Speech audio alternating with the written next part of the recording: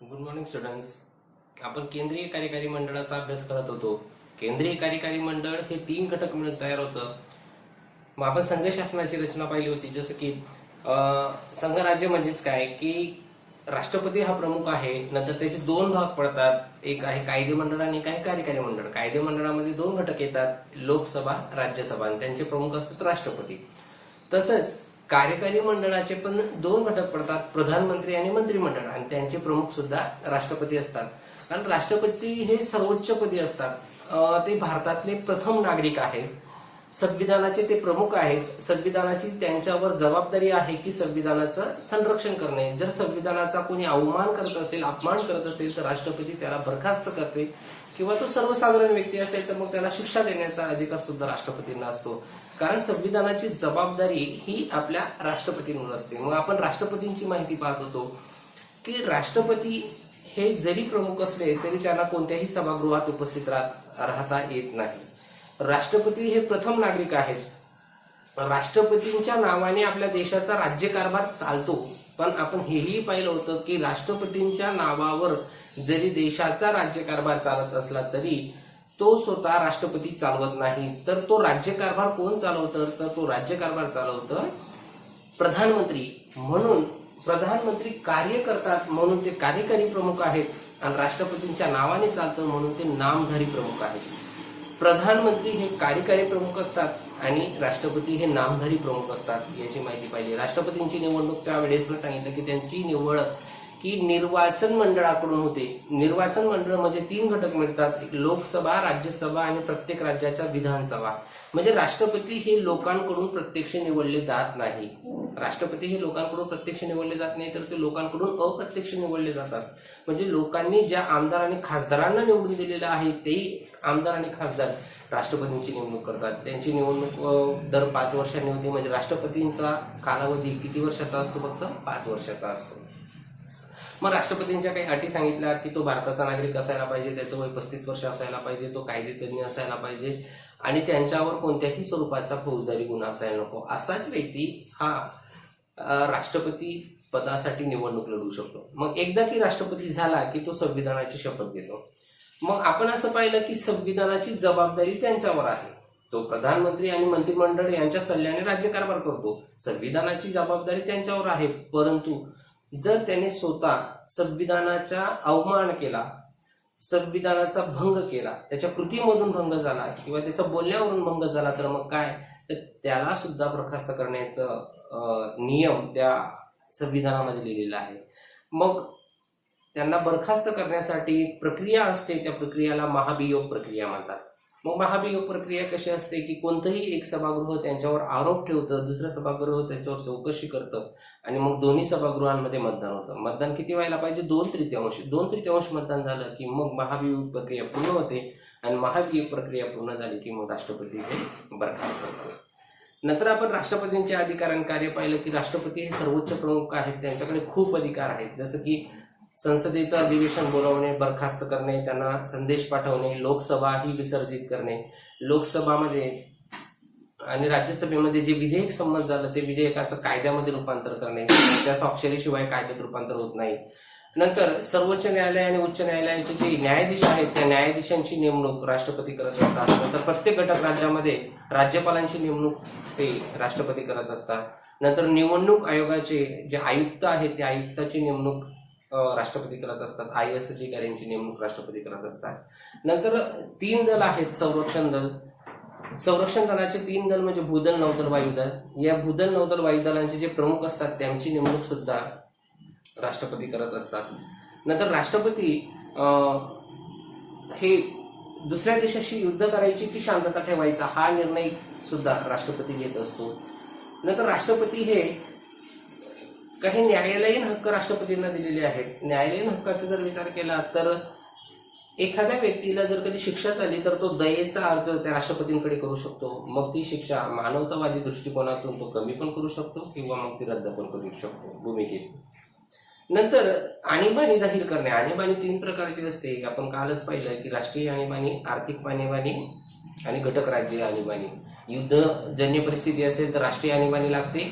जर भाववाढ होऊन गेली, अचानक मंदी येऊन गेली भारतामध्ये, तर मग आर्थिक आणीबाणी आपल्या राष्ट्रपती लावू शकतो, आणि जर राज्यामध्ये गोंधळ असेल तर मग त्या राज्यामध्ये घटक राज्य आणीबाणी राष्ट्रपती लावू शकतो. मग अशा आणीबाणी लावण्याचा हक्क या राष्ट्रपतींना आहे. मग राष्ट्रपती नसतील तर मग कारभार कोण बघतं, तर राष्ट्रपती नसेल तर मग कारभार बघतो उपराष्ट्रपती. त्यांची नेमणूक लोकसभा आणि राज्यसभाकडून होत असते. इथपर्यंत आपण काल पाहिलं. आता आपल्याला बघायचा आहे त्याचा पुढचा मुद्दा कार्यकारी मंडळाचा, तो म्हणजे प्रधानमंत्री आणि मंत्रिमंडळ. प्रधानमंत्री आपण मागेच पाहिलं की राष्ट्रपती हे संविधानात्मक प्रमुख आहेत. संविधानात्मक प्रमुख आहे, त्यांच्या नावाने राज्यकारभार चालतो हे आपण पाहिलं. परंतु एक लक्षात घ्या, राष्ट्रपती हे फक्त नाममात्र त्यांच्याकडे सत्ता असते. ते नावाला प्रमुख असतात, नामधारी प्रमुख असतात. राष्ट्रपती हे आपल्या देशामध्ये फक्त नामधारी प्रमुख आहेत, नाममात्र ते प्रमुख असतात. मग नावधारी म्हणजेच काय की फक्त त्यांच्या नावाने राज्यकारभार चालतो, पण राज्यकारभार प्रत्यक्ष कोण चालवतं, तर प्रधानमंत्री. कोण चालवतं? प्रधानमंत्री. आणि प्रधानमंत्रीने नेमणूक केलेलं मंत्रिमंडळ. म्हणजे प्रधानमंत्री हे भारतातले कार्यकारी प्रमुख आहेत आणि राष्ट्रपती हे नामधारी प्रमुख आहेत. एक लक्षात घ्या, राष्ट्रपतीच्या नावाने राज्यकारभार चालतो, मग त्यांना कोण सांगतं, तर प्रधानमंत्री सांगतात, राज्य मंत्रिमंडळ सांगतं की अशा अशा प्रकारे आपल्याला राज्यकारभार करायचा आहे. राष्ट्रपती त्याला परवानगी देतो, मग ते त्या ठिकाणी राज्यकारभार करतात. म्हणजे प्रधानमंत्री आणि मंत्रिमंडळ हे प्रत्यक्ष सत्ताधारी आहे, प्रत्यक्ष कार्यकारी आहेत, आणि राष्ट्रपती हे फक्त नाममात्र आहेत, नामधारी आहेत. मग आपण या प्रधानमंत्र्यांचं कार्य आणि ते कसं त्या ठिकाणी कार्य करतात, त्यांची भूमिका कशी असते, ते आपल्याला आता पाहायचं आहे. प्रधानमंत्री आणि मंत्रिमंडळ. पहिले पाहू आपण प्रधानमंत्रीची नेमणूक कशी होते. प्रधानमंत्रींची नेमणूक कशी होती, प्रधानमंत्री कसे निवडले जातात. तर आपल्याला माहिती आहे, प्रधानमंत्री हे लोकसभेचे किंवा राज्यसभेचे कोणत्याही एका सभागृहाचे सदस्य असू शकतात प्रधानमंत्री. मग दर 5 वर्षाला निवडणूक होते. दर 5 वर्षाला निवडणूक झाल्यानंतर भौगोलिक मतदारसंघामधून एक एक व्यक्ती निवडला जातो. आपल्याला माहिती आहे की आपल्या भारतामध्ये 550 भौगोलिक मतदारसंघ आहेत. 2 अँग्लो इंडियन असतात, ते राष्ट्रपती नेमणूक करतात लोकसभेमध्ये. मग ही निवडणूक प्रत्येक राजकीय पक्ष त्या ठिकाणी लढवू शकतो. ज्या राजकीय पक्षाला बहुमत मिळतं, बहुमत मिळणं म्हणजेच काय की त्या जागा, लोकसभेमधल्या ज्या जागा आहेत 552, त्या 552 पैकी निम्मेपेक्षा जास्त जागा ज्या पक्षाला मिळतात त्याला बहुमत मिळणं म्हणतात. लोकसभेमध्ये जे 552 जागा आहेत, त्या 552 जागांपैकी निम्म्यापेक्षा जास्त जागा ज्या व्यक्तीला, ज्या पक्षाला मिळतात त्या पक्षाला बहुमत मिळालं असं म्हणतात, आणि ज्या पक्षाला मिळत नाही त्याला विरोधी पक्ष म्हणतात.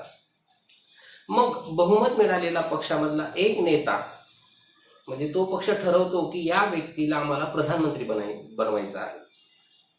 मग त्या बहुमत मिळालेल्या पक्षामधला एक जो प्रमुख व्यक्ती असेल, जो नेता असेल, त्या नेत्याला प्रधानमंत्री म्हणून राष्ट्रपती शपथ देतो, म्हणजे राष्ट्रपती त्यांची नेमणूक करतो.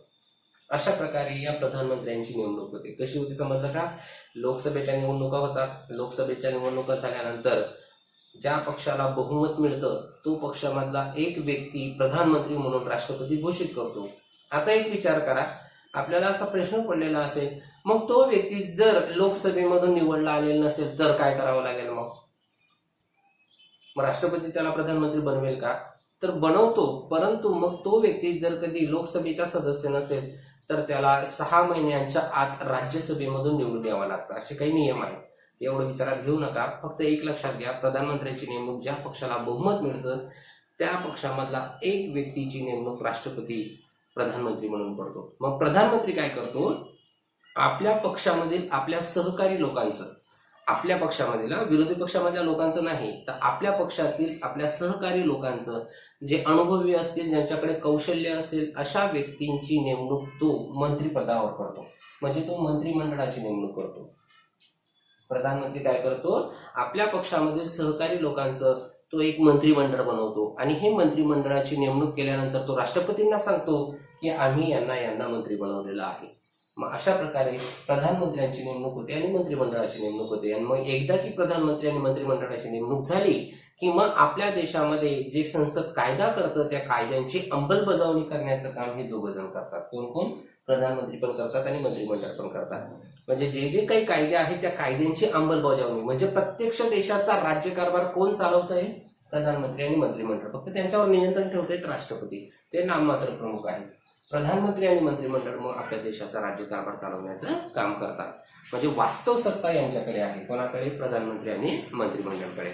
तर आता आपल्याला बघायचं आहे की प्रधानमंत्री काय काय कार्य करतात. जसं आपण राष्ट्रपतींच्या अधिकाराने कार्य पाहिलं तसं प्रधानमंत्र्यांचं आपल्याला कार्य पाहायचं आहे. प्रधानमंत्र्यांचं कार्य.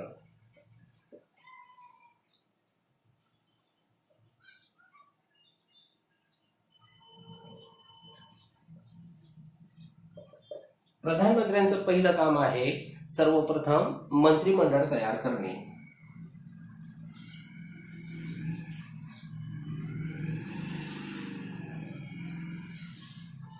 आपल्याला माहिती आहे की ज्या पक्षाला बहुमत मिळतं त्या पक्षाचा प्रमुख व्यक्तीची नेमणूक राष्ट्रपती प्रधानमंत्री म्हणून करतो.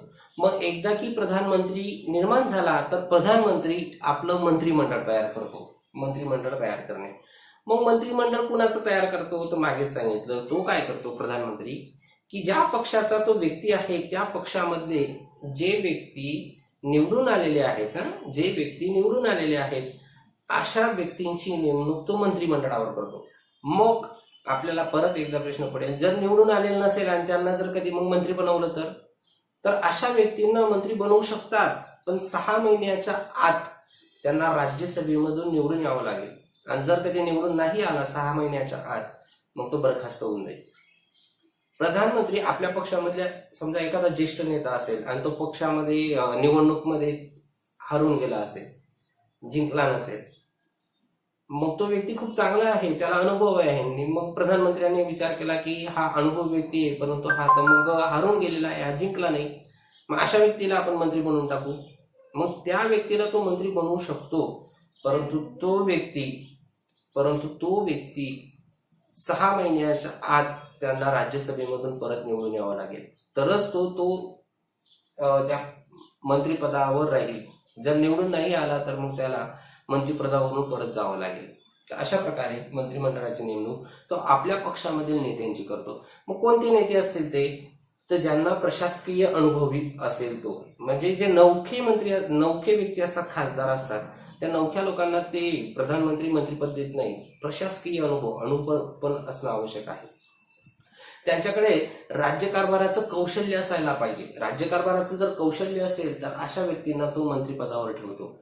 नंतर त्यांची कार्यक्षमता पाहून, नंतर विषयामधील तज्ज्ञता पाहून, म्हणजे समजा जर त्याला रेल्वे मंत्री बनवायचं असेल तर त्याला रेल्वेमधलं काहीतरी गोष्टी माहिती असायला आवश्यक आहे. जर कृषी मंत्री बनवायचं असेल तर त्याला शेतीमधनं काय काय असतं, कसं असतं ते माहिती असणं आवश्यक आहे. क्रीडा मंत्री बनवायचं असेल तर खेळामध्ये काय काय असतं ते माहिती असणं आवश्यक आहे. म्हणजे विषय तज्ज्ञता पण असणं आवश्यक आहे. अशा व्यक्तींची नेमणूक तो मंत्रिपदावर करतो प्रधानमंत्री. तर अशा प्रकारे प्रधानमंत्री मंत्रिमंडळाची स्थापना करतो. आपल्या पक्षामधील ज्या व्यक्तींना प्रशासकीय अनुभव आहे, ज्यांच्याकडे राज्यभर कारभार करण्याचं कौशल्य आहे, ज्यांच्याकडे कार्यक्षमता आहे, विषयामधली तज्ञता आहे, अशा व्यक्तींची नेमणूक तो प्रधानमंत्री म्हणून मंत्रिमंडळ म्हणून करत असतो. मग मंत्रिमंडळामध्ये केल्यानंतर खात्यांची वाटप करणे हे दुसरं कार्य आहे. खात्यांची वाटप करणे. खात्यांची वाटप करणे म्हणजेच काय की प्रधानमंत्री मंत्रिमंडळ तयार करतो. मग समजा 70 लोकांचं मंत्रिमंडळ आहे, मग त्या मंत्र्यांना खातं तर द्यावं लागेल ना, की हा व्यक्ती कोणतं खातं सांभाळू शकतो. मग तो अशी खात्यांची वाटप करतो. मग खात्यांची वाटप मध्ये एका व्यक्तीला तो गृहमंत्री बनवतो. गृहमंत्री म्हणजे पोलिसांचा राज्यकारभार त्यांच्या हाती असतो. दुसऱ्या व्यक्तीला तो संरक्षण मंत्री बनवतो. तिसऱ्या व्यक्तीला तो कृषी मंत्री बनवतो. चौथ्या व्यक्तीला तो शिक्षण मंत्री बनवतो. 5व्या व्यक्तीला तो क्रीडा मंत्री बनवतो. अशी वेगवेगळी मंत्रिपद त्या ठिकाणी वाटून देत असतो. आता तिसरं कार्य बघायचं आहे आपल्याला की मंत्रिमंडळाच्या जेव्हा काही बैठका असतात त्या बैठकांचा तो अध्यक्ष असतो. मंत्रिमंडळाच्या बैठकांचा अध्यक्ष.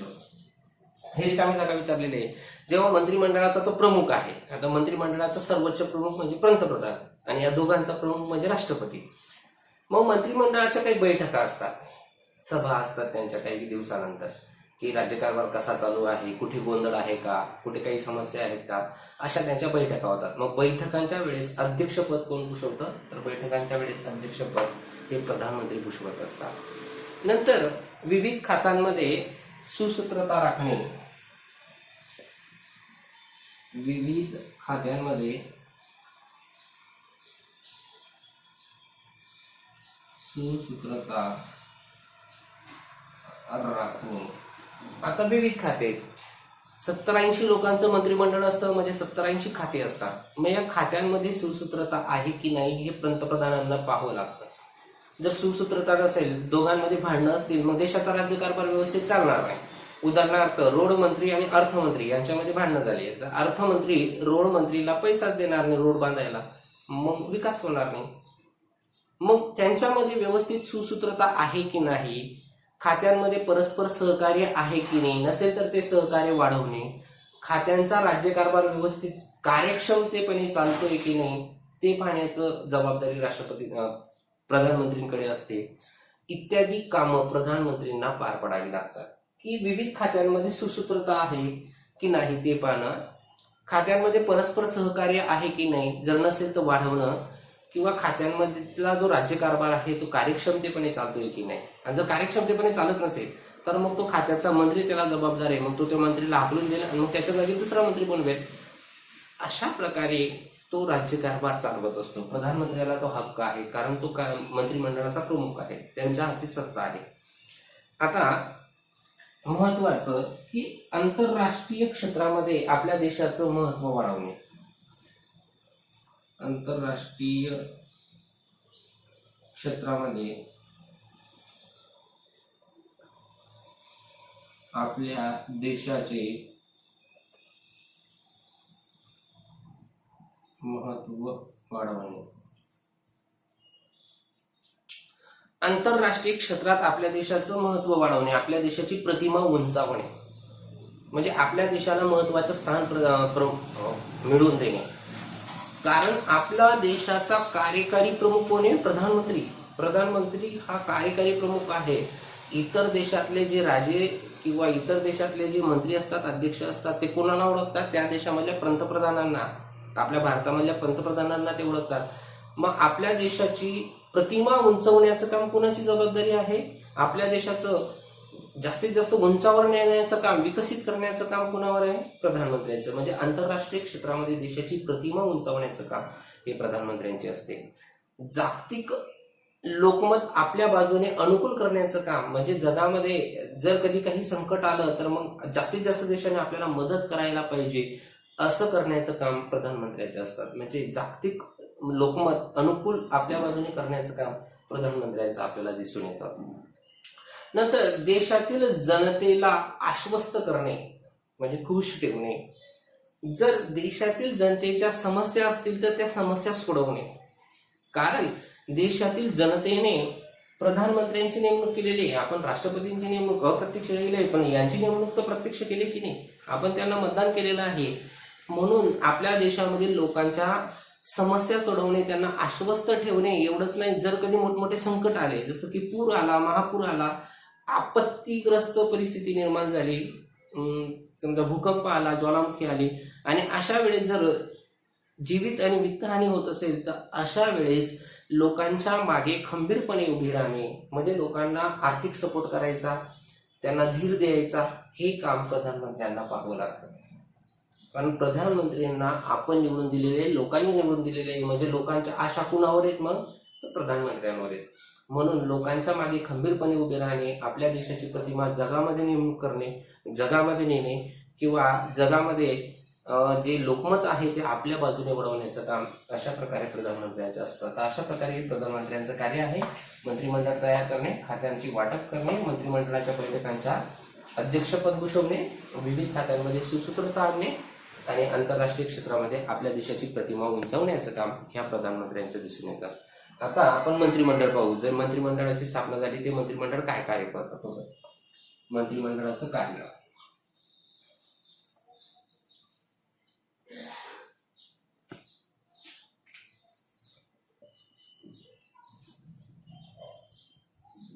मंत्रिमंडळाचे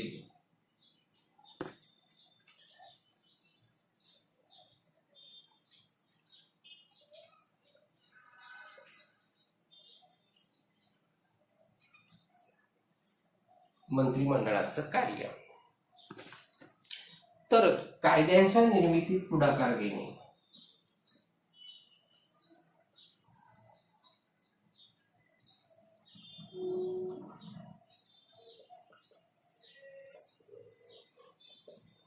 कायद्यांच्या निर्मितीत पुढाकार घेणे हे मंत्रिमंडळाचं कार्य आहे. आता संसदीय शासन पद्धत आहे. संसदीय शासन पद्धतीमध्ये लोकसभेच्या निवडणुका किती वर्षानंतर होतात? 5 वर्षानंतर. 5 वर्षामध्ये ज्या पक्षाला बहुमत मिळालं तो पक्ष मधला एक व्यक्ती प्रधानमंत्री बनतो आणि प्रधानमंत्री आपल्या मंत्रिमंडळाची नेमणूक करतो. म्हणजे ते लोकसभेचे सदस्य असतात. मग लोकसभा म्हणजेच कायदेमंडळ. लोकसभा आणि राज्यसभा मिळून कायदेमंडळ तयार होतं. मग कायदेमंडळ म्हणजे काय होतं की कायदे तयार करतात. मग मंत्रिमंडळ काय करतं? कायद्यांची अंमलबजावणी करतात. मग आपल्याला असा प्रश्न पडला असेल की मंत्रिमंडळ कायद्यांची अंमलबजावणी करतात, मग हे कायद्यांच्या निर्मितीत पुढाकार का घेतात? तर मंत्रिमंडळ हे कायदे मंडळामध्ये पण असतात आणि कार्यकारी मंडळामध्ये पण असतात. मंत्रिमंडळ हे कायदे मंडळामध्ये पण असतात आणि कार्यकारी मंडळामध्ये पण असतात. म्हणजे त्यांना कायदे करण्याचा पण हक्क आहे आणि कायद्याची अंमलबजावणीचा पण हक्क आहे. 2 हक्क आहेत त्यांच्याकडे. कायदे तयार पण करू शकतात, कायद्याची अंमलबजावणी पण करू शकतात. बघा, जे कायदे तयार होतात ना, ते कायदे जास्तीत जास्त कायदे कोण तयार करतं? तर जे राज्यकारभार चालवतात ते. कारण त्यांना माहिती आहे कोणत्या समस्या आहेत, कोणता आपण कायदा करायला पाहिजे, त्यांना माहिती आहे. म्हणून कायदे निर्मितीच्या प्रक्रियेमध्ये हे मंत्रिमंडळ पुढाकार घेते. जास्तीत जास्त कायदा 80% जर कायदा कोण करत असेल तर जे 5 वर्षामधलं मंत्रिमंडळ आहे ते मंत्रिमंडळ 80% कायदे करतं. म्हणजे मंत्रिमंडळ हे कायदे तयार करण्यासाठी पुढाकार घेत असतं. म्हणजे ते काय करतं तर कोणता कायदा तयार करायचा आहे तो कायद्याचा आराखडा तयार करणे, त्याच्यावर चर्चा करणे, नंतर ते सभागृहामध्ये मांडणे आणि मंत्रिमंडळ सर्व महत्वाच्या प्रश्नांवर चर्चा करून विचार विनिमय करणे, असं काम हे मंत्रिमंडळ करत असतात. म्हणजे कायद्यांच्या प्रक्रियेमध्ये, कायदा तयार करण्याच्या प्रक्रियेमध्ये पुढाकार घेण्याचं काम मंत्रिमंडळाचं असतं. म्हणजे मंत्रिमंडळ कायदा पण तयार करतं आणि कायद्याची अंमलबजावणी पण करतं. कायदा तयार करताना ते अगोदर आराखडा तयार करतात, त्याच्यावर चर्चा करतात, मग संसदेच्या सभागृहामध्ये मांडतात आणि मग सर्व प्रश्नांना योग्य ते उत्तर देण्याचं काम करतात. मंत्रिमंडळाचं पुढचं असं कार्य आहे की जे विविध खाते आहेत, उदाहरणार्थ शिक्षण, शेती, उद्योग, आरोग्य, शिक्षण,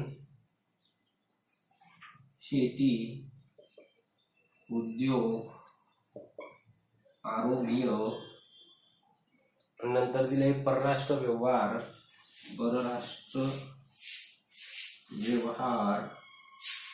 अशी जी महत्वाचे विषय आहेत, अशी जी महत्वाची खाती आहेत, शिक्षण खातं, शेती खातं, उद्योग खातं, आरोग्य, परराष्ट्र व्यवहार, असे जे महत्वाची खाते आहेत किंवा हे जे महत्वाचे विषय आहेत, यांची निश्चित धोरण ठरवण्याचं काम किंवा कार्याची दिशा ठरवावी लागते त्यांना की काय काम करावं लागेल. शिक्षणामध्ये काय काम करावं लागेल, शेतीमध्ये काय शेतीचा विकास होण्यासाठी काय करावं लागेल, उद्योगाचा विकास होण्यासाठी काय करावं लागेल, लोकांचं आरोग्य चांगलं राहण्यासाठी काय करावं लागेल, इतर देशांशी परराष्ट्र व्यवहार करताना काय करावं लागेल. म्हणजे त्यांना कार्याची दिशा ठरवावी लागते, निश्चित धोरण ठरवावं लागतं. ही सगळ्यात महत्वाची जबाबदारी आहे. कारण याच्यावर आपल्या देशाचा राज्यकारभार चालवायचा आहे. जर कधी ते मंत्री झोपून राहिले, त्यांना यांच्याशी काही घेणं देणं नाही, तो मंत्री शिक्षण मंत्री आहे, त्याला शिक्षणाशी काही घेणं देणं नाही, ते शिक्षणाचा विकास होणार नाही. भारत हा मागे चालला जाईल. कारण भारतामध्ये शिक्षणाचं प्रमाण वाढणारच नाही. शेतीचा जर विकासच झाला नाही तर मग आपला भारत देश तर हा कृषीप्रधान देश आहे, शेतीप्रधान देश आहे. आपल्या देशाचा विकास हा शेतीवर अवलंबून आहे. शेतीचाच विकास झाला नाही तर भूकबळीची समस्या निर्माण होऊन जाईल. म्हणजे कार्याची दिशा ठरवण्याचं काम त्या मंत्रिमंडळाला करावं लागतं. कारण हे खूप महत्वाचे विषय असतात. धोरण ठरवावं लागतं. अशा वेळेस संसदेला विश्वासात घ्यावं लागतं. कारण आपण मागेच पाहिलेलं आहे, कार्यकारी मंडळ कुणाला जबाबदार असतं? कायदे मंडळाला, म्हणजे संसदेला जबाबदार असतं. मग जर कधी यांचा कारभार व्यवस्थित करायचा असेल तर अगोदर त्यांना संसदेची मर्जी जिंकावी लागते, संसदेला विश्वासात घ्यावं लागतं. जर त्यांनी संसदेला विश्वासात घेतलंच नाही तर संसद त्यांना बरखास्त करून टाकतं. म्हणजेच संसदमध्ये लोकसभा आणि राज्यसभा त्यांच्यावर अविश्वासाचा ठराव मांडतात आणि संसद मग त्यांना बरखास्त करून टाकतं. म्हणून जर त्यांना कोणतंही धोरण ठरवायचं असेल किंवा कार्याची दिशा ठरवायची असेल तर त्यांना अगोदर कुणाला विश्वासात घ्यावा लागेल? संसदाला विश्वासात घ्यावा लागेल. आणि नंतर मग आपल्या खात्याचे धोरण संसदेत मांडून त्यावर चर्चा घडून संसदेकडून ते मंजूर घेण्याचा प्रयत्न करावे लागतात. मग जर कधी त्यांना काही गोष्टी आवश्यक असतील, पैसा आवश्यक असेल, तर मग त्या गोष्टी मंजूर करून जर घ्यायच्या असतील तर त्यांना संसदेकडून त्या गोष्टी मंजूर करून घ्याव्या लागतात. आता सगळ्यात महत्वाचं, जेव्हा ते कायद्याची अंमलबजावणी करतात, कायद्यांची अंमलबजावणी करणे, तिसरं कायद्यांची अंमलबजावणी करणे.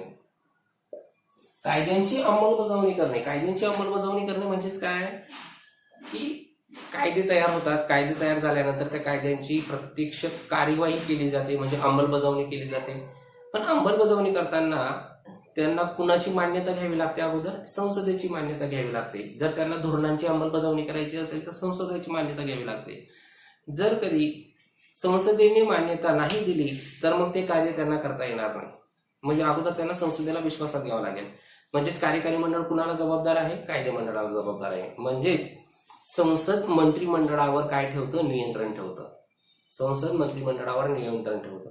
जर कधी मंत्रिमंडळाने योग्य काम केलं नाही तर ते संसद म्हणजे कायदे मंडळ या मंत्रिमंडळाला हाकलून देतं, म्हणजे बरखास्त करून देतं.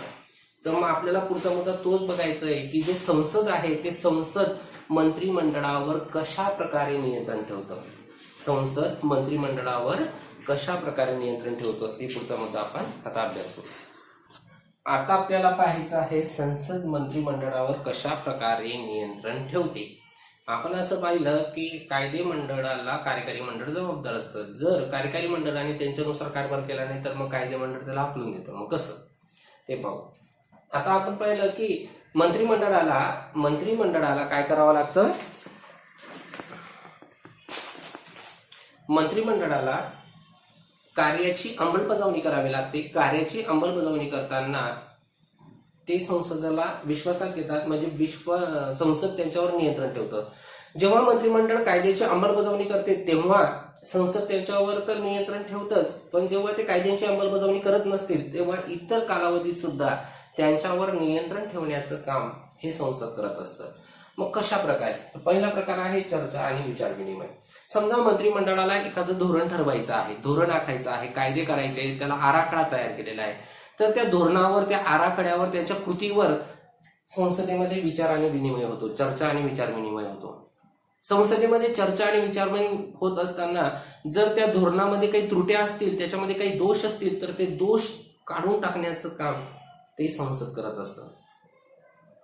समजा अर्थमंत्र्याला आपल्या देशाचं आर्थिक संपन्नता होण्यासाठी खूप पैसा लागत असेल, मग कोणत्या गोष्टीवर किती पैसा खर्च करायचा असं त्याने ठरवलं असेल, त्याने धोरण आखलं असेल आणि त्या धोरणामध्ये काही चुका असतील, म्हणजे त्याने वेगळ्या गोष्टीसाठी, म्हणजे ज्या कामासाठी पैसा जास्त पाहिजे नव्हता तिथे जर त्यांनी जास्त पैसा लावलेला असेल तर संसद त्याला सांगतं चर्चा आणि विचार विनिमयाद्वारे की इथे जास्त पैसा खर्च करायचा नाही, इथे जास्त करायचा.